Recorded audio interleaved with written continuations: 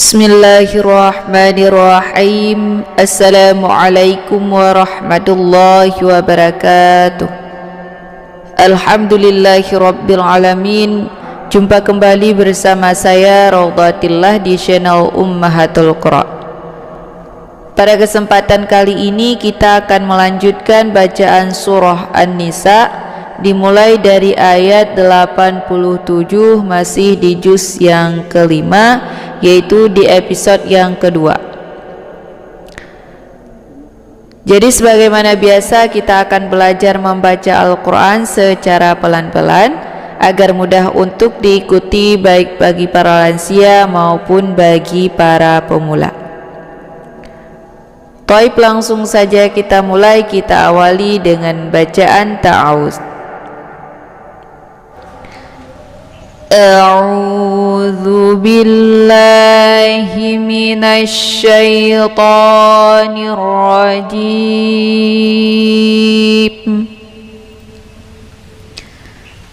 Bismillahirrahmanirrahim. Allahu la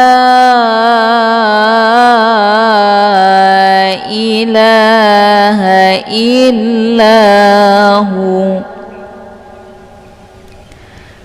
la yajma'annakum ila yaumil qiyamati la raiba fihi wa man asdaqu minallahi haditha. فما لكم في المنافقين فئتين والله أركسهم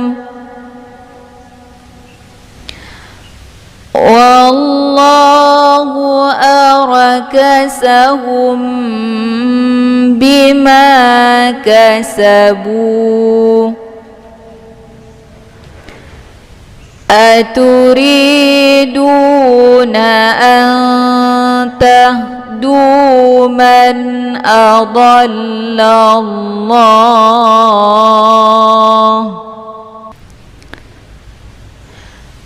ومن يضلل الله فلن تجد له سبيلا ودوا لو تكفرون كما كفروا فتكونون سواء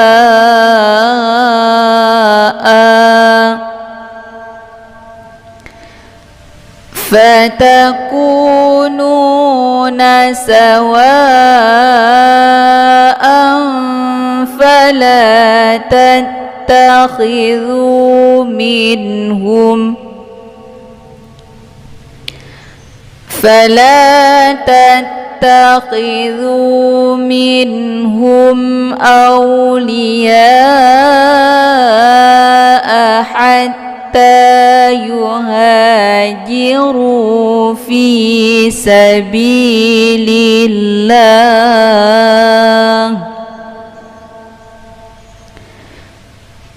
فإن تولوا فخذوهم وقتلوهم حيث وجدتموهم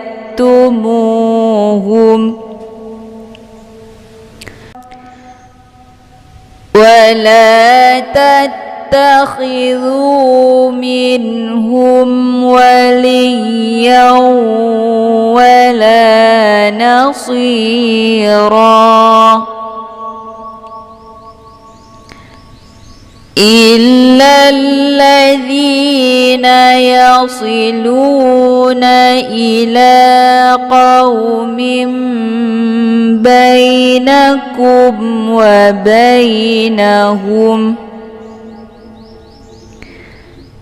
وبينهم ميثاق أو جاءوكم حصرت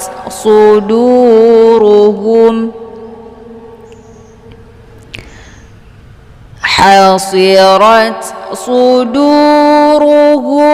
أن يقاتلوكم أو يقاتلوا قومهم ولو شاء الله لسلطهم عليكم فلقاتلوكم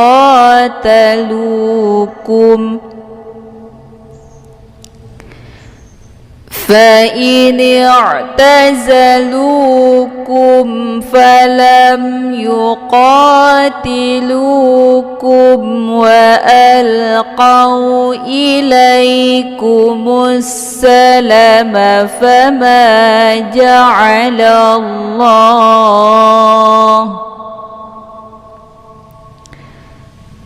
فما جعل الله لكم عليهم سبيلا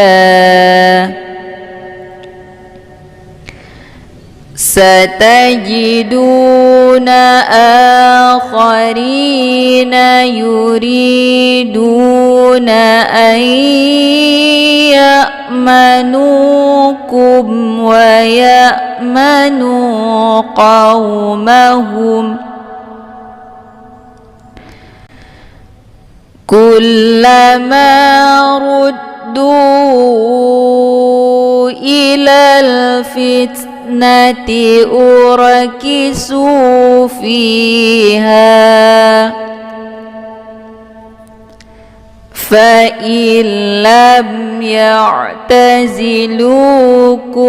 ويلقوا إليكم السلم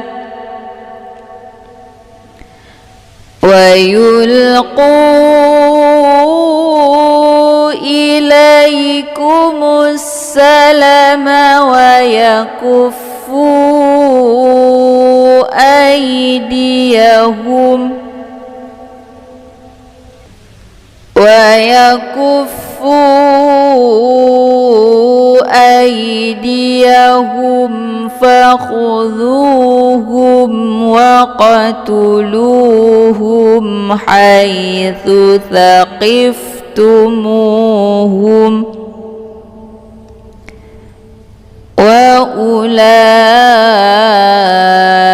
وأولئكم جعلنا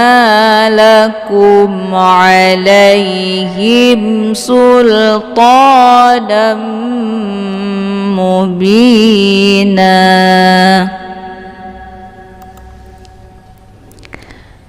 وما كان لمؤمن أن يقتل مؤمنا إلا خطأ ومن قتل مؤمنا خطأ فتحرير رقبة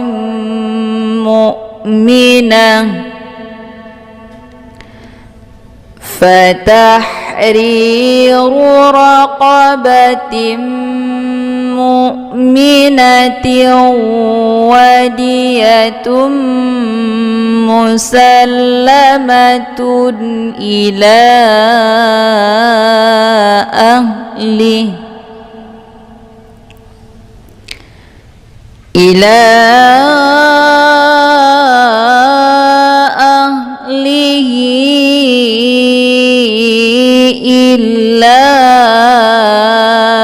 أن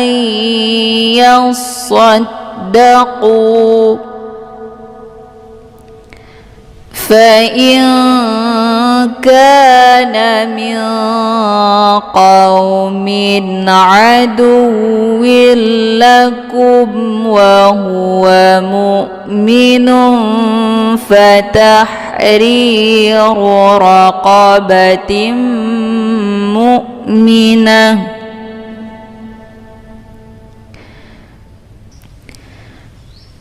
وإن كان من قوم بينكم وبينهم ميثاق فدية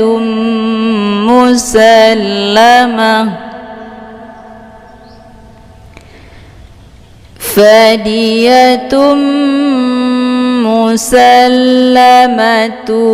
إلى أهله وتحرير رقبة مؤمنة فمن لم يجد فصيام شهرين متتابعين توبة من الله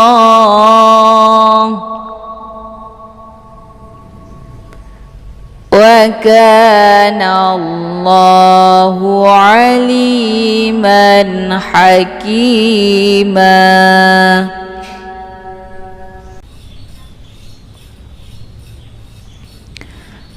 ومن يقتل مؤمنا متعمدا فجزاؤه جهنم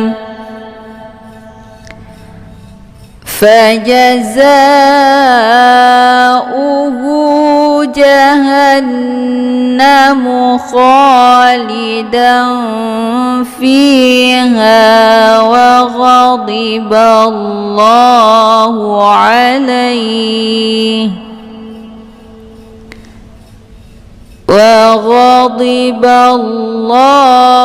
عليه ولعنه وأعد له عذابا عظيما.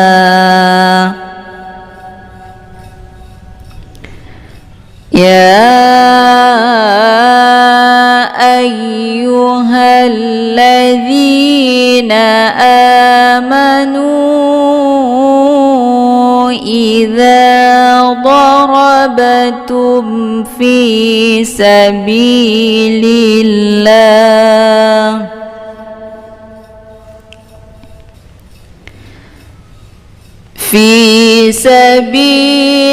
الله فتبينوا ولا تقولوا لمن ألقى إليكم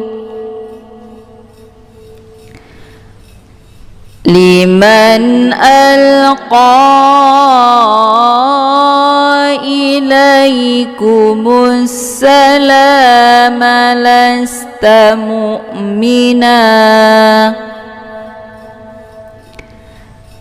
تبتغون عرض الحياة الدنيا فعند الله مغانم كثيرة كذلك كنتم من قبل فمن الله عليكم فتبينوا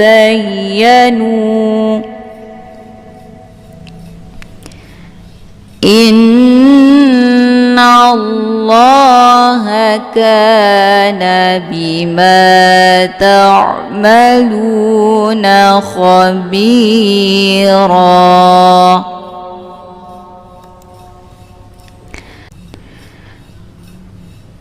لا يستوي القاعدون من المؤمنين غير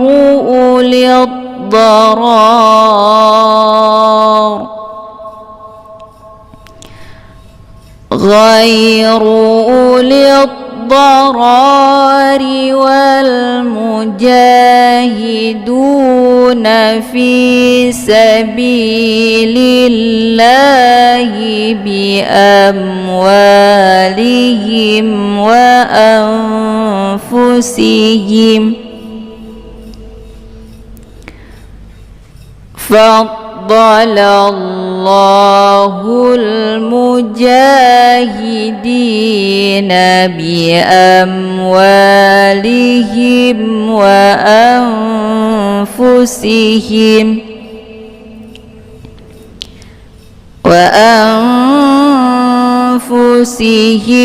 على القاعدين درجة وكلا وعد الله الحسنى وفضل الله المجاهدين على القاعدين أجرا عظيما درجات منه ومغفرة ورحمة وكان الله غفورا رحيما إن الذين توفاهم الملائكة ظالمي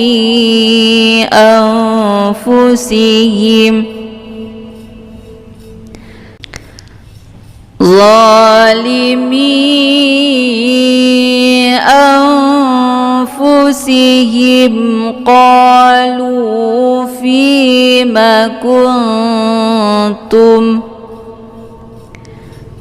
قالوا كنا مستضعفين في الأرض قالوا ألم تكن أرض الله واسعة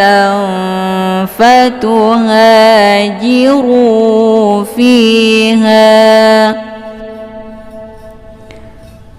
فأولئك مأواهم جهنم وساءت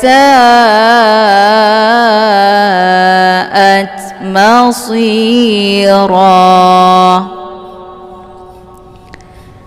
إلا المستضعفين من الرجال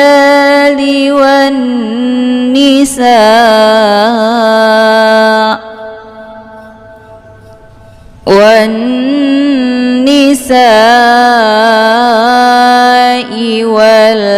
والولدان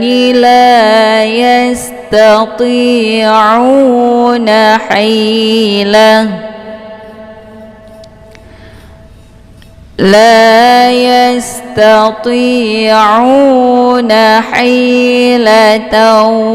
ولا يهتدون سبيلا فأولئك عسى الله أن يعفو عنهم وكان الله عفوا غفورا ومن يهاجر في سبيل الله يجد في الأرض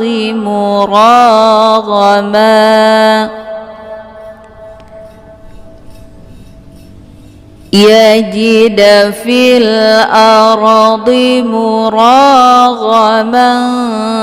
كثيرا وسعة ومن يخرج من بيته مهاجرا إلى الله ورسوله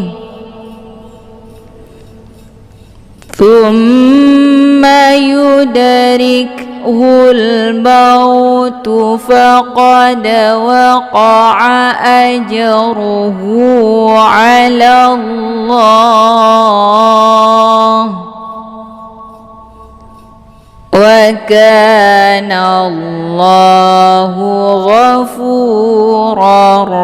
رحيما.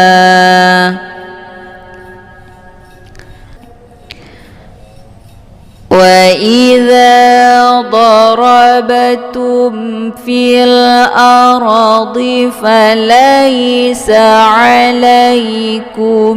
جناح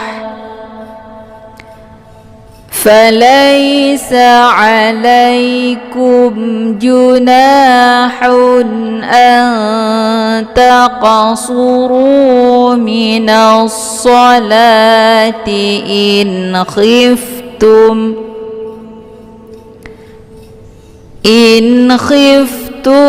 أن يفتنكم الذين كفروا إن الكافرين كانوا لكم عدوا مبينا. وإذا كنت فيهم فأقمت لهم الصلاة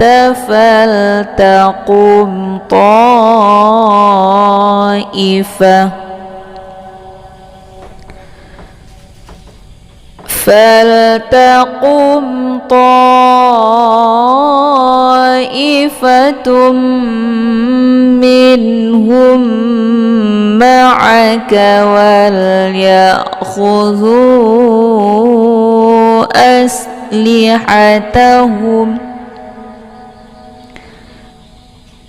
فإذا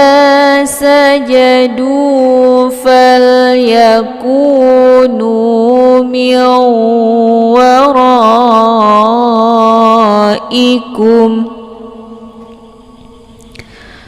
ولتأت طائفة أخرى لم يصلوا فليصلوا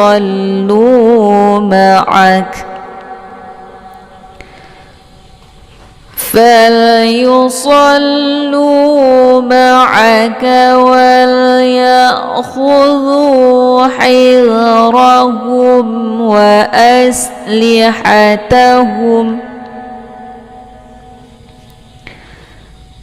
ود الذين كفروا لو تغفلون عن أسلحتكم وأمتعتكم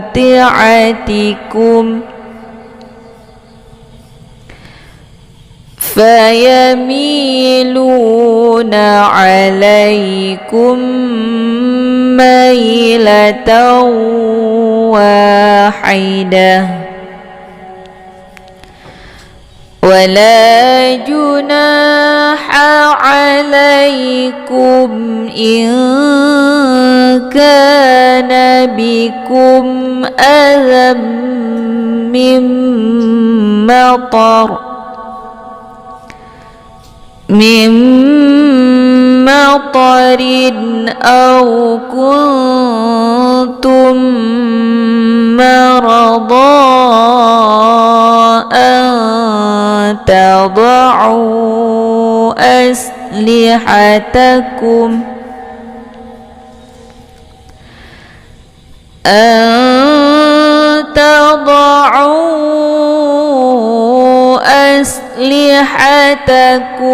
وخذوا حذركم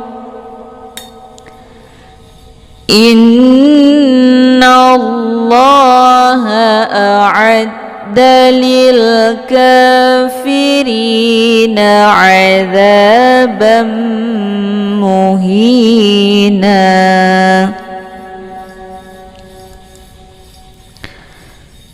فإذا قضيتم الصلاة فاذكروا الله قياما وقعودا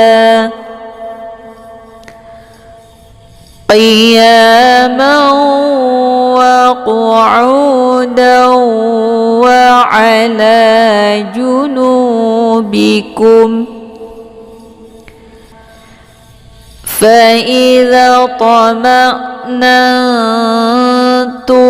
فأقيموا الصلاة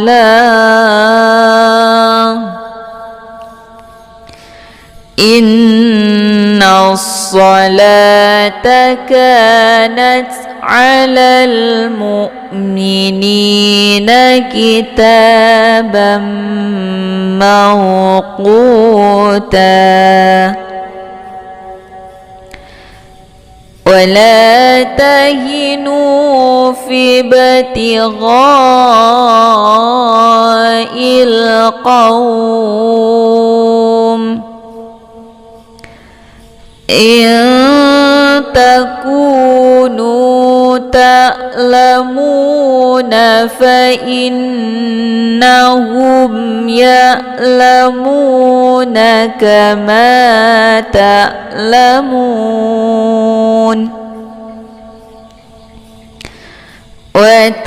وترجون من الله ما لا يرجون وكان الله عليما حكيما. إنا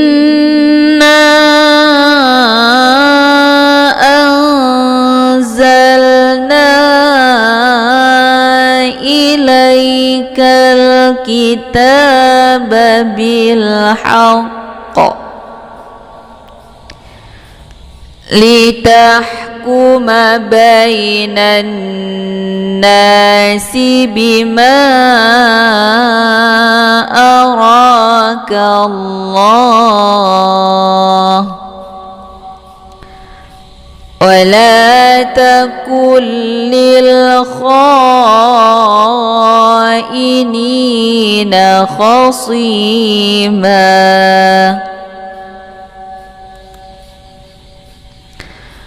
واستغفر الله إن الله كان غفورا رحيما.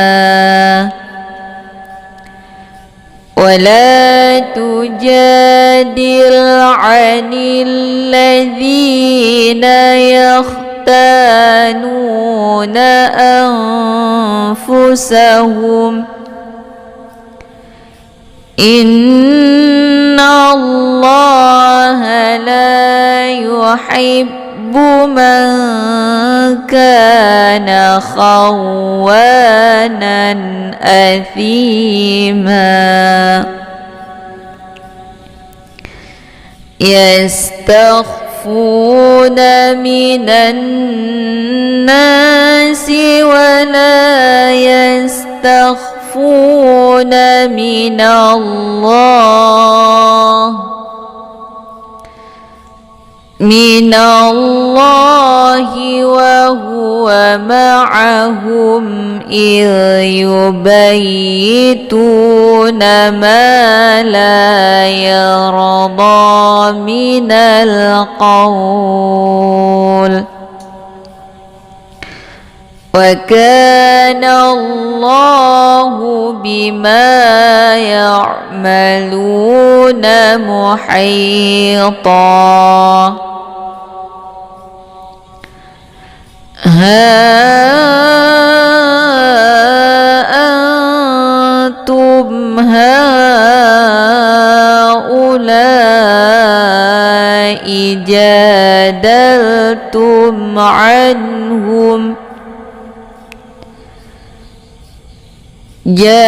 جادلتم عنهم في الحياة الدنيا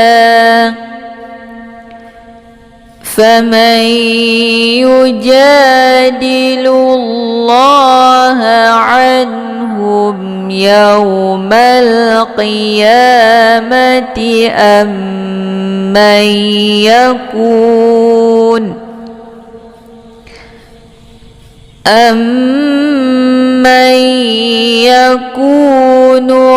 عليهم وكيلا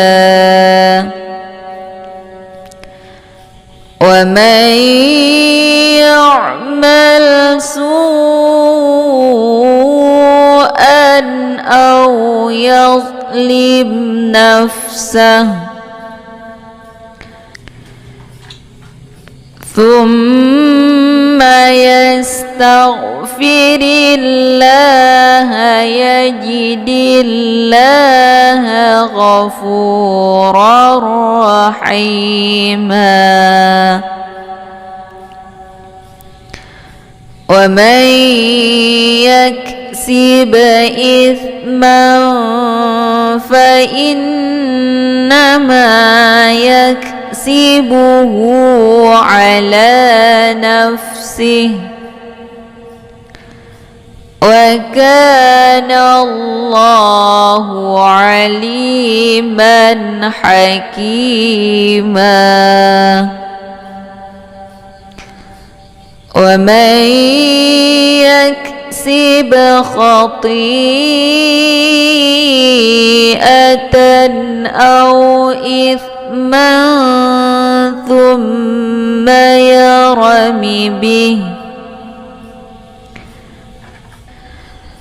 ثم يرم به بريئا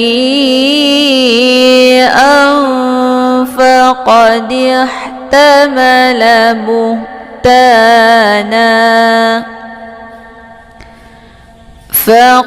احتمل بهتانا وإثما مبينا ولولا فضل الله عليك ورحمته لهم طائفة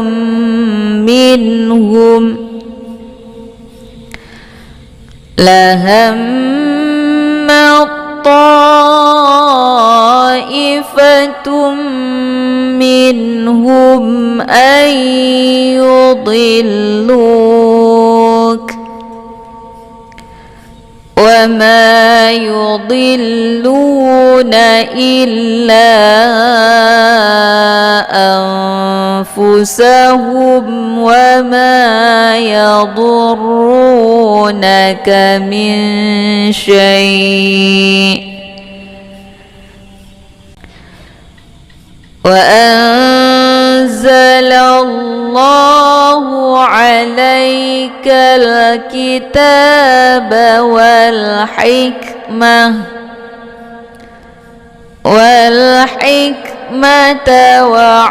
وعلمك ما لم تكن تعلم وكان فضل الله عليك عظيما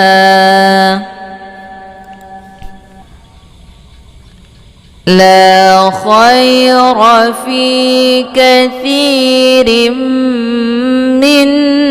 نجواهم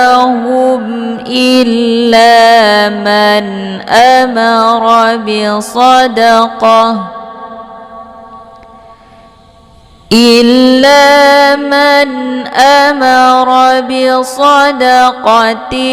أو معروف أو إصلاح بين الناس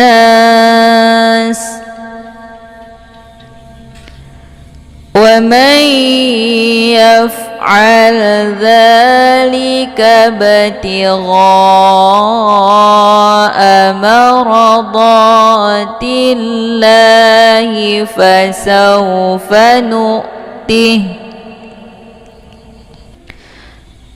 فسوف نؤتيه أجرا عظيما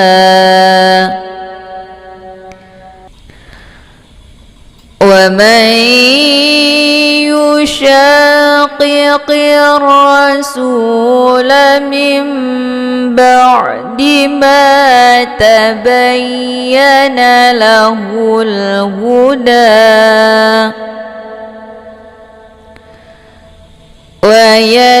ويتبع غير سبيل المؤمنين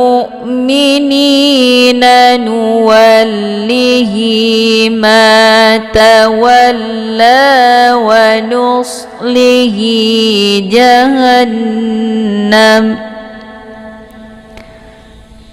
وساءت مصيرا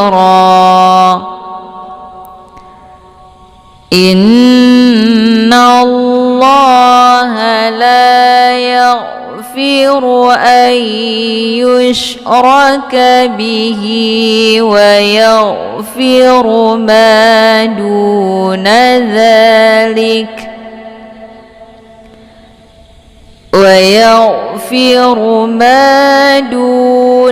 ذلك لمن يشاء ومن يشرك بالله فقد ضل ضلالا بعيدا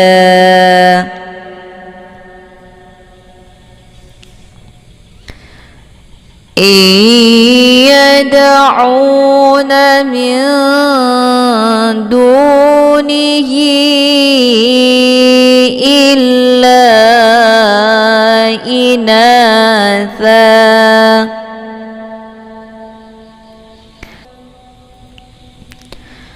وإن يدعون إلا شيطانا مريدا لعنه الله وقال لأتخذن من عبادك نصيبا مفروضا ولأضلنهم ولأمنينهم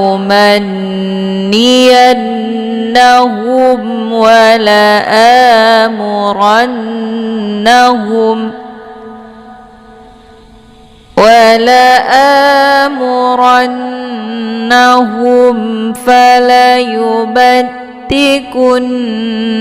آذان الأنعام ولآمرنهم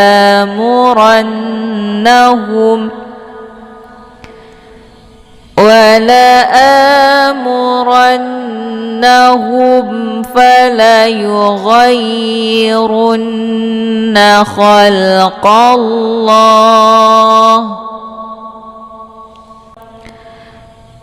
ومن يتخذ الشيطان وليا من دون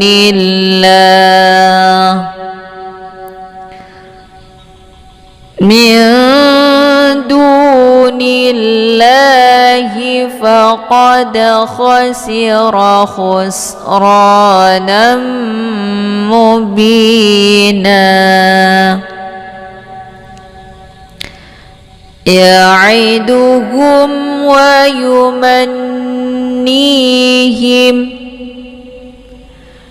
وما يعدهم الشيطان إلا غرورا أولئك مأواهم جهنم ولا يجدون عنها محيصا والذين آمنوا وعملوا الصالحات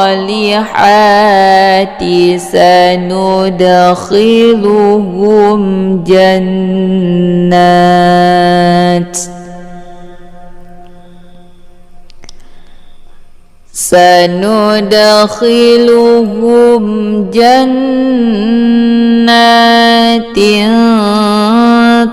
تجري من تحتها الأنهار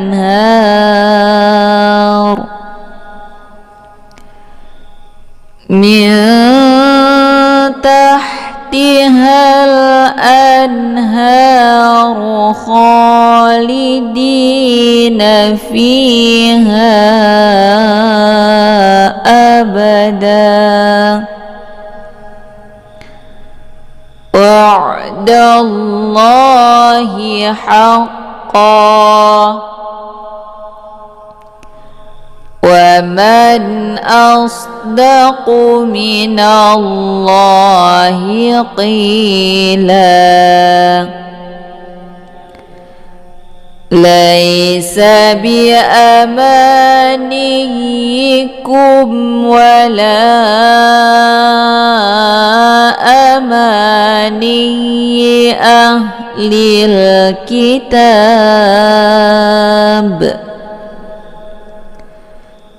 من يعمل سوءا يجز به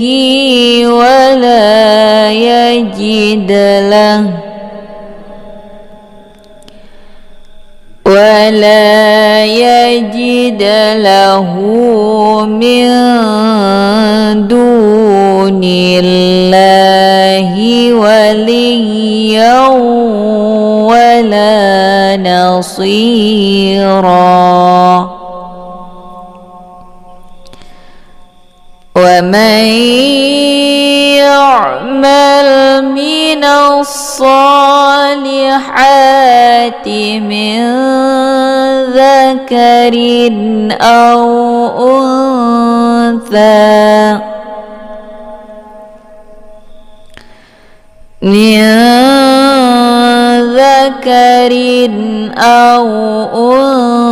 أنثى وهو مؤمن فأولئك يدخلون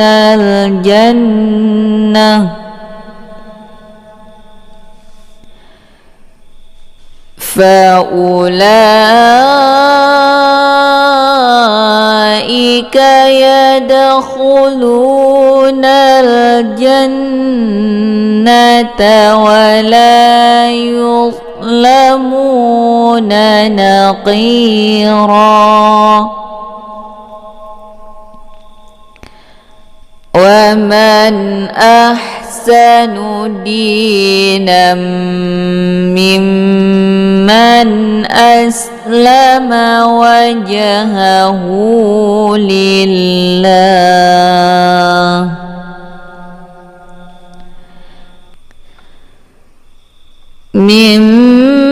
ممن أسلم وجهه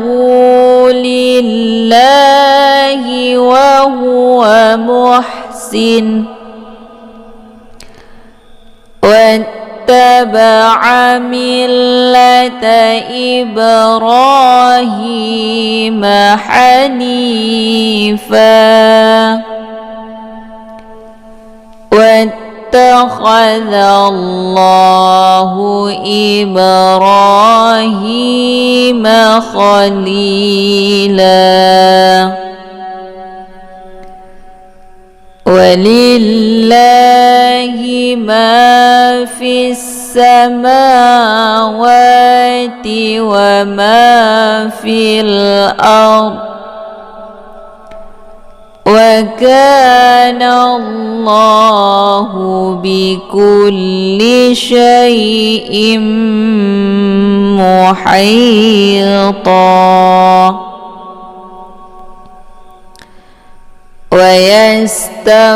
ويستفتونك في النساء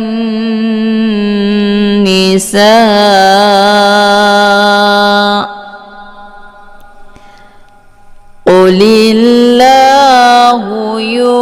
يفتيكم فيهن وما يتلى عليكم في الكتاب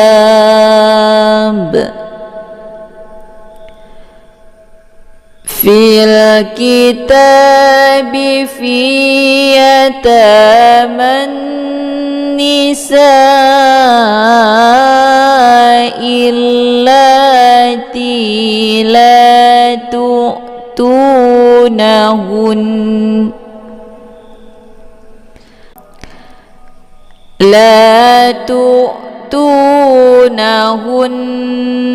ما كتب لهن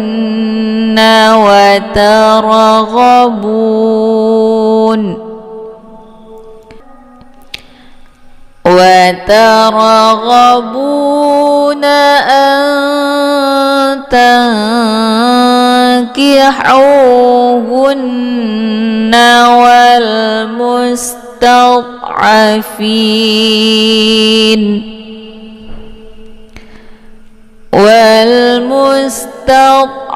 والمستضعفين من الولدان وأن تقوموا لليتامى بالقسط وما تفعلوا من خير فإن الله كان به عليما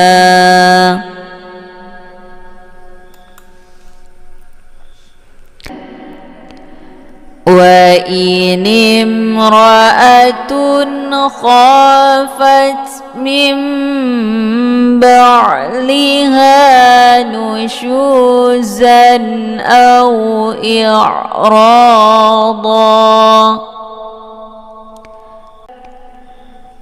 فلا جناح عليهما أن يصلحا بينهما صلحا والصلح خير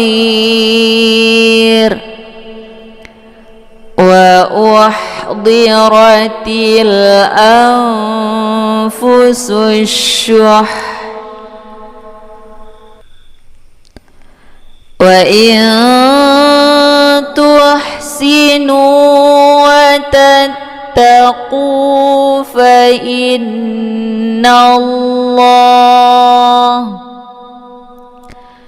فإن الله كان بما تعملون خبيرا ولن تستطيعوا أن تعدلوا بين النساء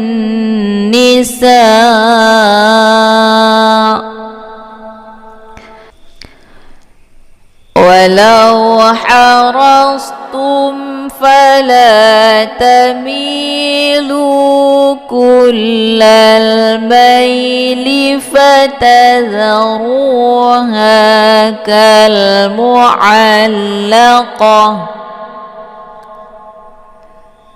وإن تصلحوا وتتقوا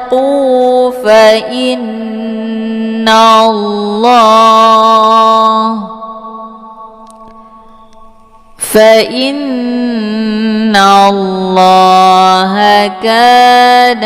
غفورا رحيما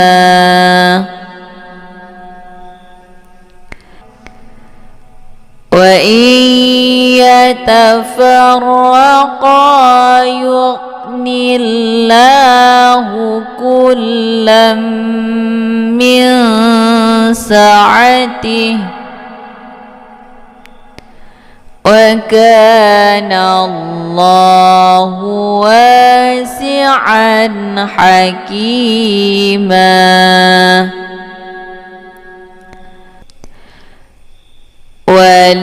ولله ما في السماوات وما في الأرض ولقد وصينا الذين أوتوا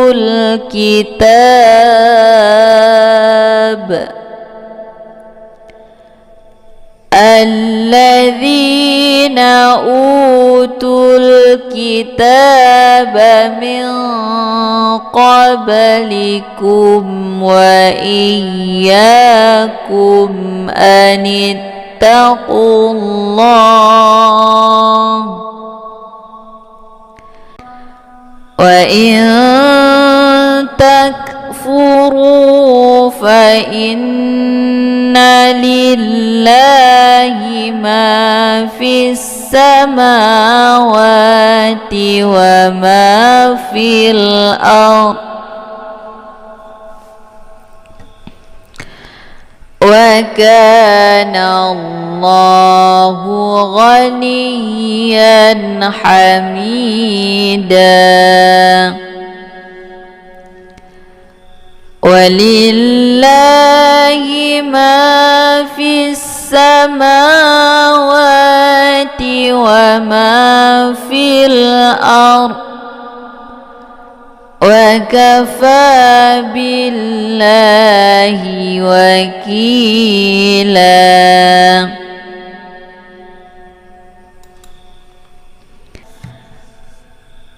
إن يشأ يذهبكم أيها الناس ويأتي بآخرين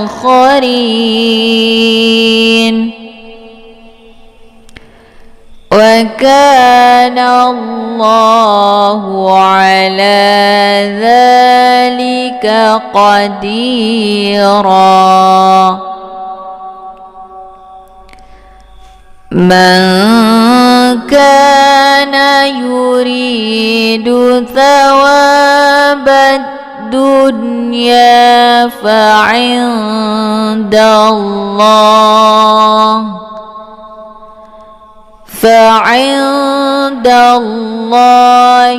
ثواب الدنيا والآخرة وكان الله سميعا بصيرا. 。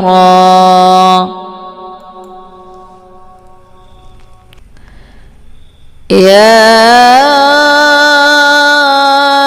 أيها الذين آمنوا كونوا قوامين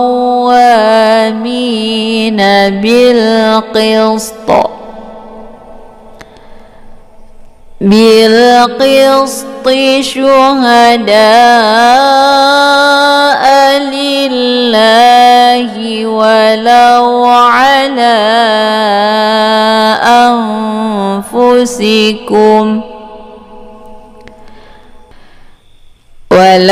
على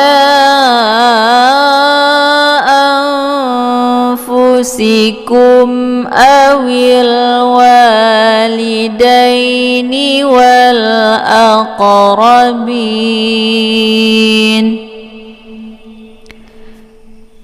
إن يكن غنيا أو فقيرا فالله أولى بهما فلا تتبعوا الهوى أن تعدلوا وإن تلووا أو تعرضوا فإن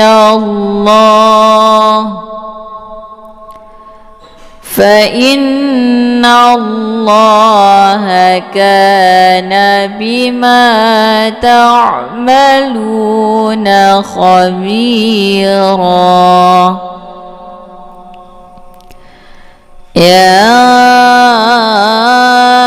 أيها الذين آمنوا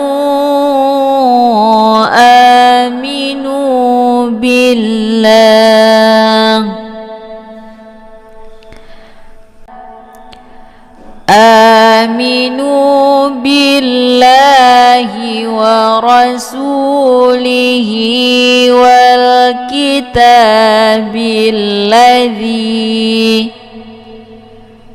والكتاب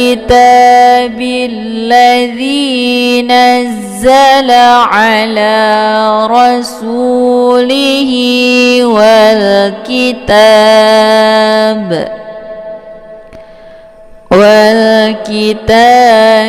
الذي أنزل من قبل ومن يكفر بالله وملائكته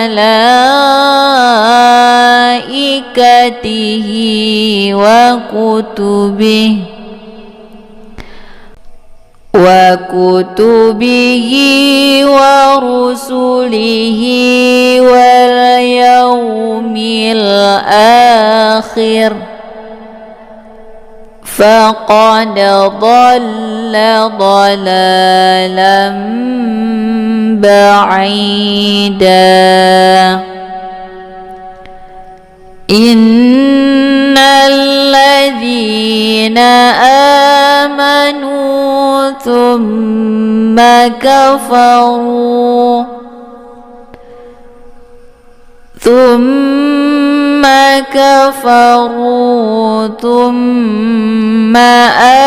آمنوا ثم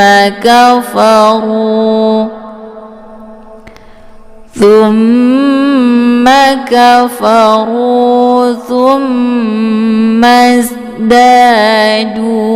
كفرا لم يكن الله ليغفر لهم ولا ليهديهم سبيلا بشر المنافقين بأن لهم عذابا أليما الذين يتخذون الكافرين أولياء من دون المؤمنين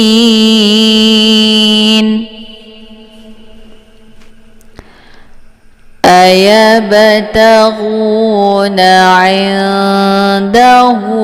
العزة فإن العزة لله جميعا وقد نزل عليكم في الكتاب أن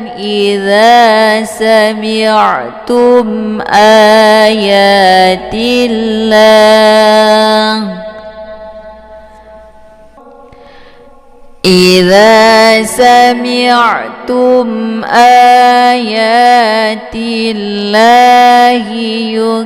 يكفر بها ويستهزأ بها فلا تقعدوا معهم حتى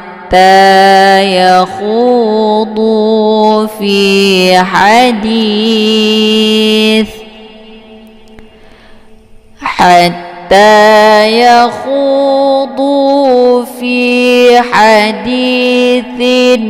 غيره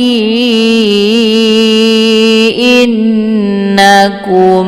إذا مثلهم إن الله جامع المنافقين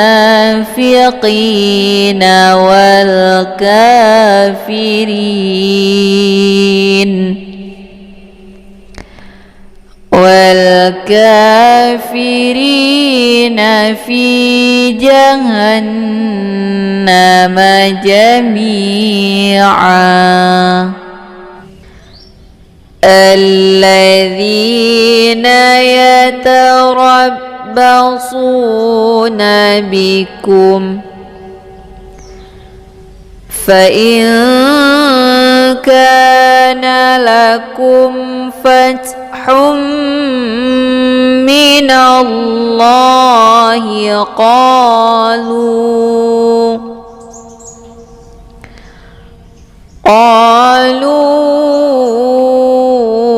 ألم نكن معكم وإن كان للكافرين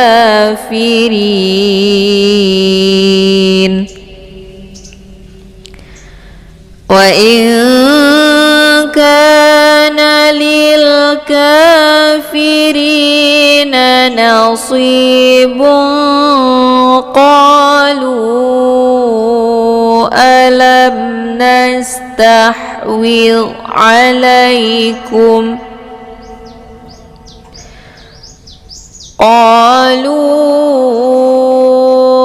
ألم نستحوذ عليكم ونمنعكم من المؤمنين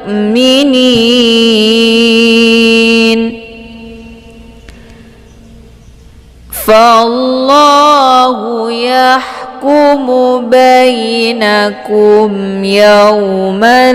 القيامة ولن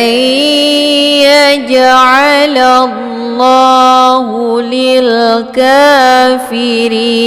على المؤمنين سبيلا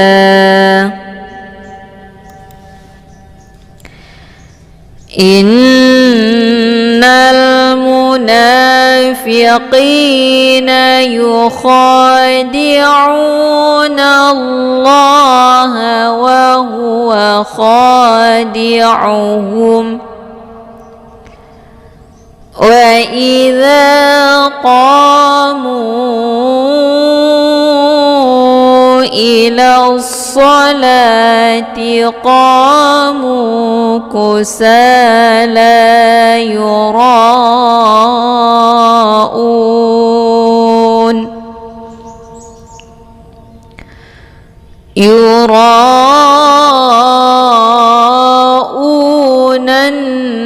الناس ولا يذكرون الله إلا قليلا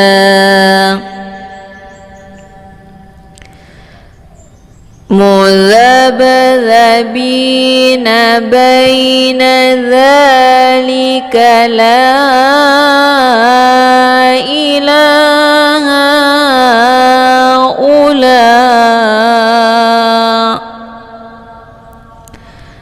لا إله هؤلاء ولا إله هؤلاء ومن يضلل الله فلن تجد له سبيلا يا أيها الذين آمنوا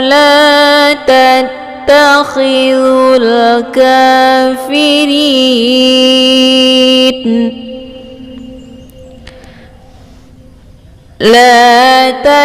تتخذوا الكافرين أولياء من دون المؤمنين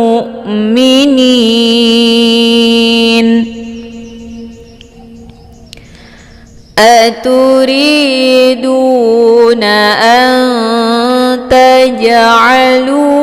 لله عليكم سلطانا مبينا إن المنافقين في الدرك الأسفل من النار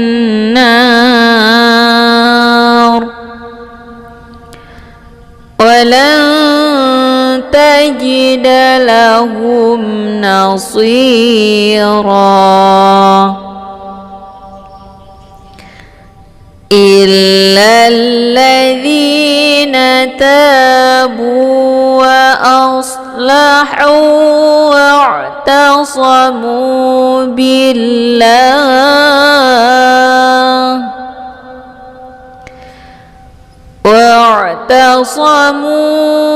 بالله وأخلصوا دينهم لله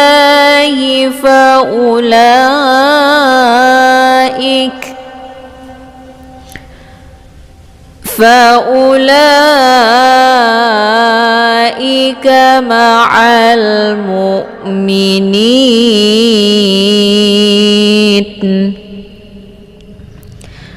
وسوف يؤتي الله المؤمنين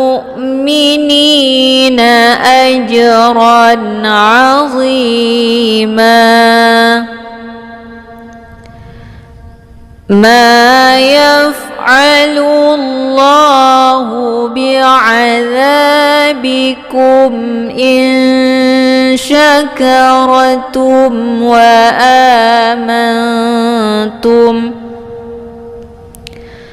وكان الله شاكرا عليما صدق الله العظيم. Alhamdulillah telah selesai kita bacakan juz yang kelima. dan insyaallah untuk pertemuan selanjutnya akan kita teruskan ke juz yang ke-6. Saya akhiri dengan wabillahi taufiq wal hidayah. Assalamualaikum warahmatullahi wabarakatuh.